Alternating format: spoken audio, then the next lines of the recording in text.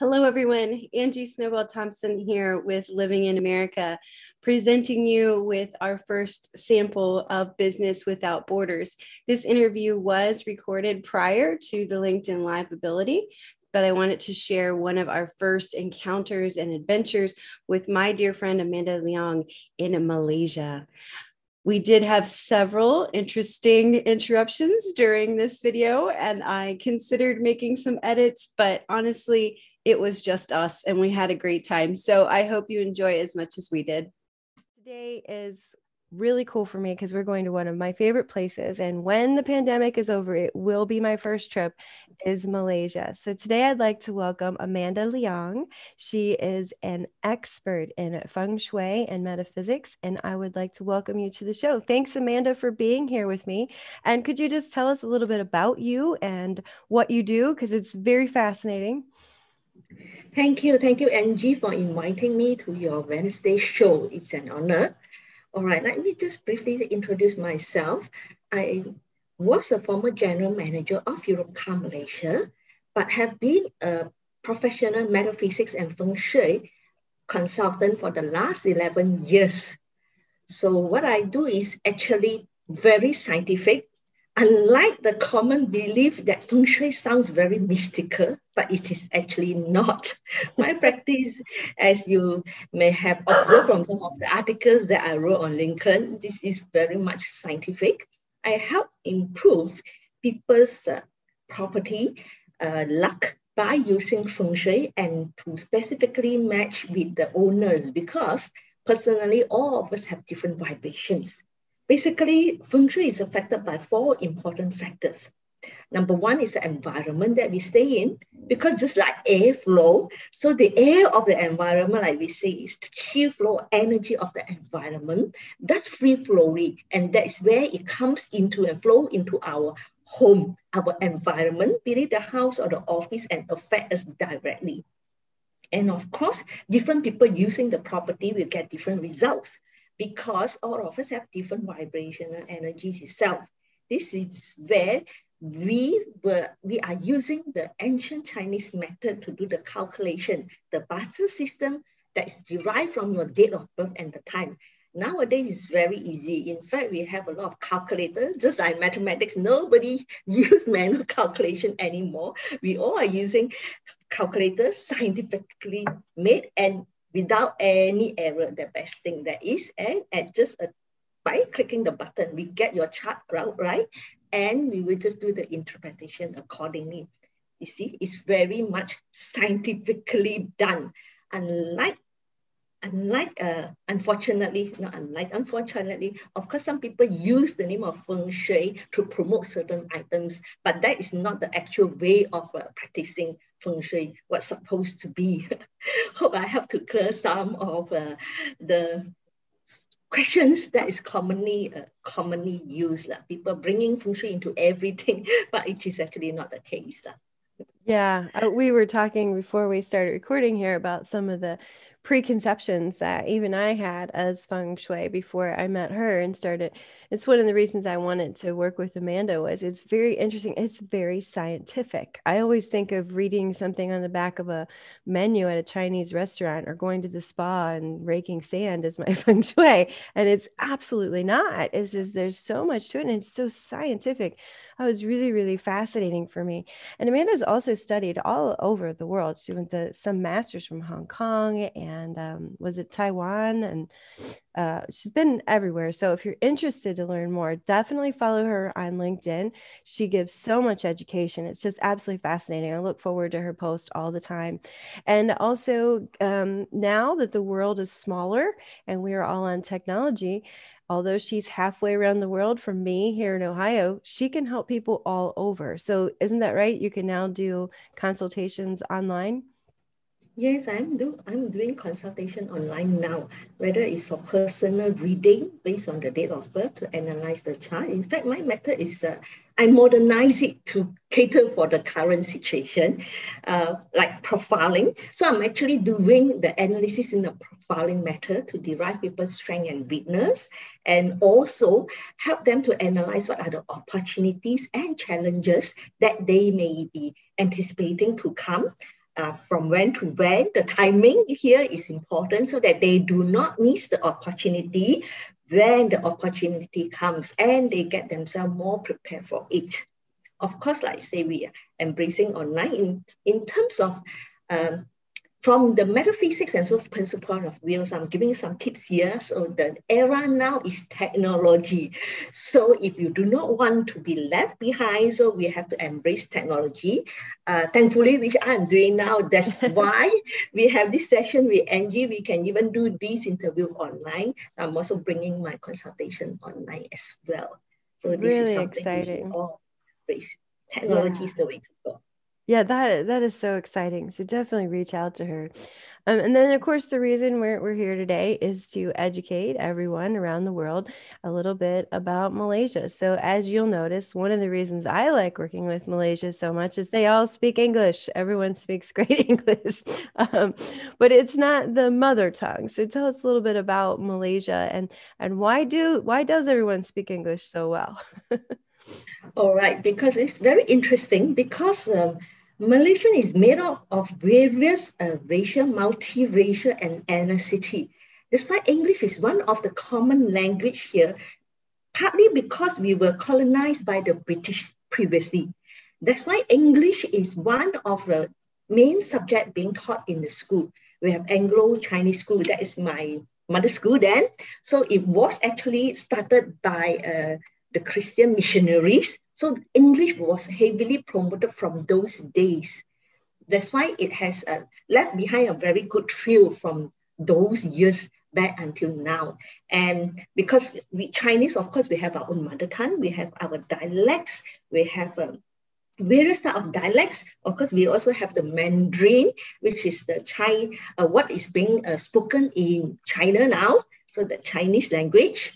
And of course, we have our own mother language, the Malay language. But to bridge across everyone, one of the common language will be English. Because Malay, although everyone in Malaysia speaks Malay, but the common business language for us all is still English.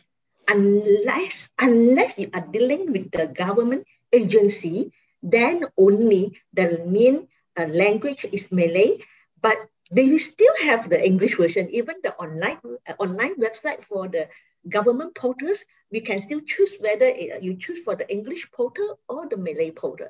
But English is still the most commonly used language to actually bridge for us to communicate with each other. So Oh, that's why it's very interesting for NG, I guess. it is. I'm always fascinated by that. It's so interesting to work with people there. So with the language piece, of course, that's my favorite. But I'm also absolutely fascinated with the weather there because you're in a beautiful, beautiful area.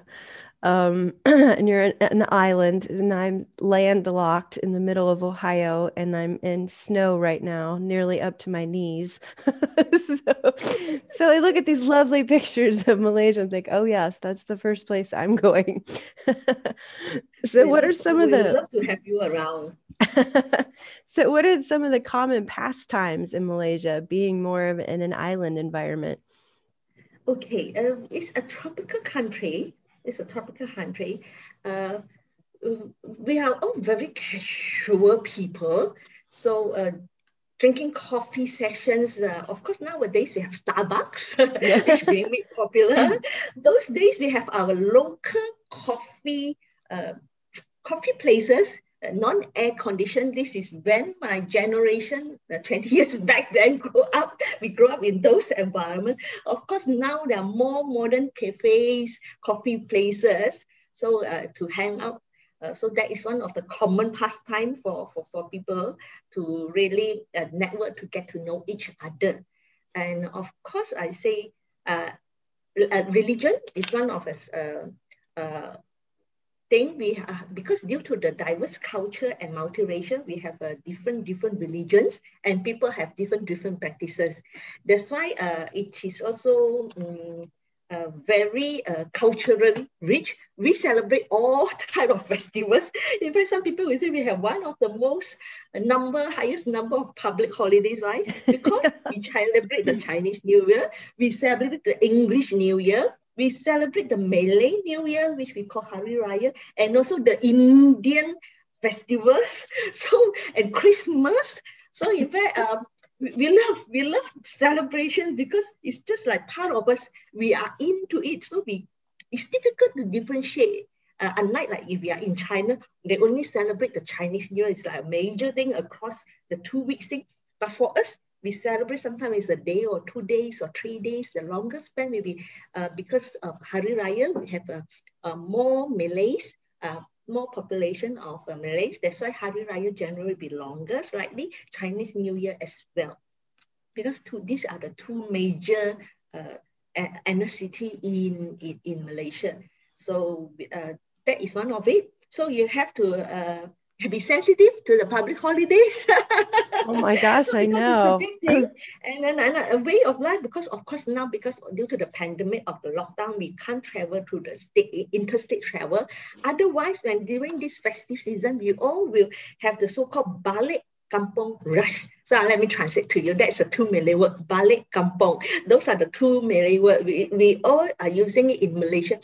Everybody understand that. It means the hometown rush. During those festive season, a lot of people who are working in the main city, Kuala Lumpur, that's the capital of Malaysia, all will be going back to their hometown. Sometimes the parents are still staying there. So this is when the time we will visit back the relatives, the old folks who are still in the hometown or family members. So we all love to go back to the hometown to enjoy our food, the kind of thing. So this year, during the Hari Raya, the Malay New Year, Malay celebration, we are in the lockdown, we can't travel interstate. Also during the recent Chinese New Year, also because of the lockdown, we can't travel the interstate. So a lot of people a little unused to it. But I say basically we all enjoy that. So it's like the highway will be very jammed. Those are the norm phenomena.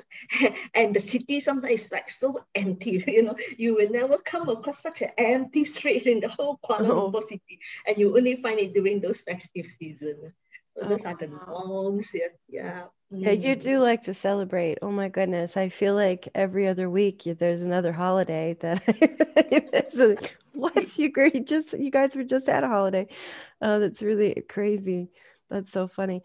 And lockdown, you guys have had more severe lockdowns than we have for the pandemic. I noticed a couple different times I would see MCO again, and I thought, oh my gosh. How has COVID been in your country? Have you had many cases or? The latest cases is about 3,000 over. So I would say it's still reasonable, not to say very alarming 5 figure. It has been controlled up to the 4 figure. The recent lockdown is because there was certain spike of the number after it's being opened up and released. That's why then the government decide to lock down again, hopefully to contain the figure. So I guess everyone is also very cautious, taking the necessary precaution. So I guess it's also a balancing act the government need to really consider, because the business, the economy is badly affected, especially when we cannot dine out. One thing about Malaysian, yes, we like to eat a lot. We like to eat. We enjoy food. We have various food, various type of food, and eating out, dining out is a very important thing, and it's very affordable. So a lot of people like to eat out. So there are a lot of eateries around. So when MCO clamp down, prevent people from dining out, it actually affects the businesses a lot, especially those in the F&B. Small restaurants and eateries are badly affected. Yeah, I'm sure. I know there have been some silver linings. Like we met each other and I've met people from all over the world. So there's been some silver linings, but the pandemic has been really hard. So you say 3,000, and I was curious. I honestly don't know the answer to this. What is the population of Malaysia? What's the total population? It's near to 30 million. Oh my gosh. Wow. Okay. It's not too big or too small, I would say, Yeah. because It's still more than I would have thought. So that's oh, interesting. Yeah. Of oh, course, okay. I'm an English teacher. I don't do math very well, so Yeah, no, I love all the pictures from there are amazing. It's a very festive culture, very friendly. I would say that too. I think that's one of the reasons I like working with the Malaysian culture so much. It's so friendly, not just kind and nice and opening, but really like you meet someone from Malaysia once and like, do you want to hang out? We're having movies with my group over here. Do you want to log in and watch the movies with my family? I mean, it was just really an amazing reach and I love your white coffee. I got that was another thing. I met a Malaysian person and 2 weeks later they sent me white coffee all the way from Malaysia. I thought, how nice are these people? So That's one of the famous thing, yeah, from Malaysia, yeah, white coffee, yes. yeah, I absolutely loved it. So as a business person that's going to work or would like to work with people in Malaysia, what would be your advice to the culture? What would be your advice to an American that might want to, or any international professional that might want to work with Malaysia? Say open-minded. I say have to be Mhm. open-minded because of the diverse culture, and also religion could be a sensitive issue. I would say like that. That's why I say I use the word open-minded. So you have to know certain religion doesn't eat certain food. So those are some of the cultural issues that have to be taken note. Now, for example, the Muslims doesn't eat pork. So Mhm. if you were to invite your Muslim friends for dinner or whatever, you have to choose a halal restaurant where only the Muslims are able to so dine at ease. For example, these are some of the things that you need to pay attention. Other than that, I think it's all pretty quite all right. So that I I think say so they're all very too. good.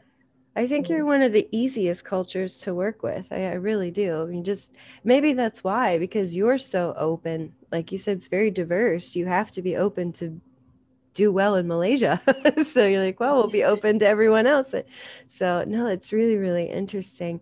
And then the last question I have for you, because I just think this is interesting, is what do you think Malaysians think about Americans?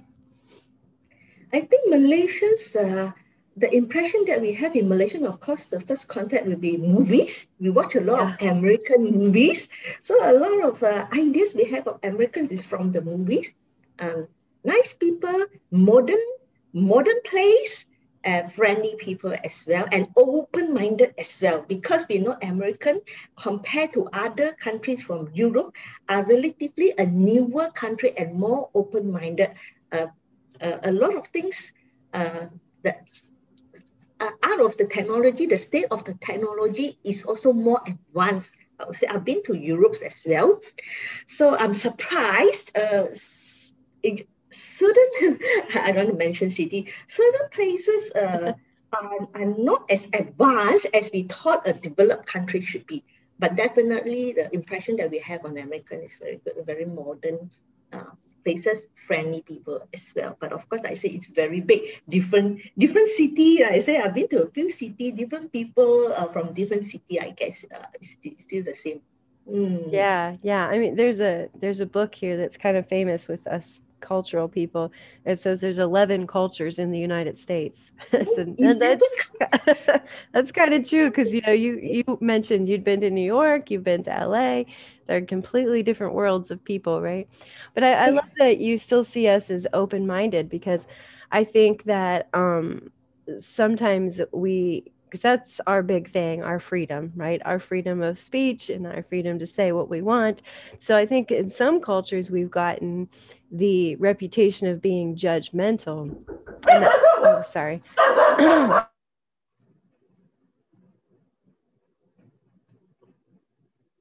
So this is a piece we'll have to edit. Yes, I think it's meant for me to say something important to you as well. Okay. I have a dog at home too. Okay, Uh, good. I was like, and oh goodness. and yes, before we end, then I have to give you a good tips also on in Malaysia regarding Malaysian. All right. Although majority of us love dogs, but Malays, uh, some Malays would mind touching dogs due to religious issue. Because they are prohibited by religion to touch the dog saliva if they were of acceptance is different to different people. But that is one thing you have to take note because of the religious issue. They are not supposed to touch dog. Oh my gosh, that's interesting. That's I didn't know that about him. Yeah, this is the only bad part of working from home. There's like nothing you can do. It's his house too, right? And then there's Yeah, but hearing it barking is okay. What I mean is they yeah, cannot touch. They are not supposed to touch it. If they yeah, touch it, then they're supposed to have some yeah. cleansing routine rituals. This is what I know of. Mm, So crazy yeah. morning. We'll try that again. This is why we have video editing, right? Yes, So, yes. but yeah, I just wanted to say, I think it's very interesting that you see us as open minded because with us, it's all about freedom of speech. And some cultures find us to be judgmental because we talk too much. But in our opinion, it's just like, this is my right, is to say how I think. At the same time, I will listen to you because that's your right, so I'm glad that you see us as open-minded because not every culture does, so that was really interesting to me. Because that is the symbol, the Statue of Liberty, right? The Yeah. freedom. It is. It's all about the freedom. I always remind people as a communication coach because, I don't just teach English. I work with Americans on how to communicate their message to other people more freely. And I said, don't forget, you also have the right to say nothing. And sometimes that's the best choice. So, Yeah, when you Amer- have nothing good to say, better not say yes, anything, right? exactly. My grandmother taught me that when I was very young, and I always remember that. If you don't have anything nice to say, don't say anything at all. So, very interesting. Well, Amanda, thank you again for taking the time to be here with me today and talk about Malaysia. I know it's a country that I don't think a lot of Americans know very much about. So, really interesting, and I love feng shui and metaphysics. You've totally enlightened me on that. So, is there anything else you'd like to add?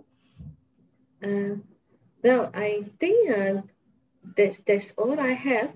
Would love to follow more on your post on your new video to keep us abreast and share with us about your new upcoming courses so that more friends who would like to learn English will be able to connect to you. How do we be able to connect? How can people be able to connect to you? Will be good if you can leave us with the contact details so that I Yeah. can help to share as well.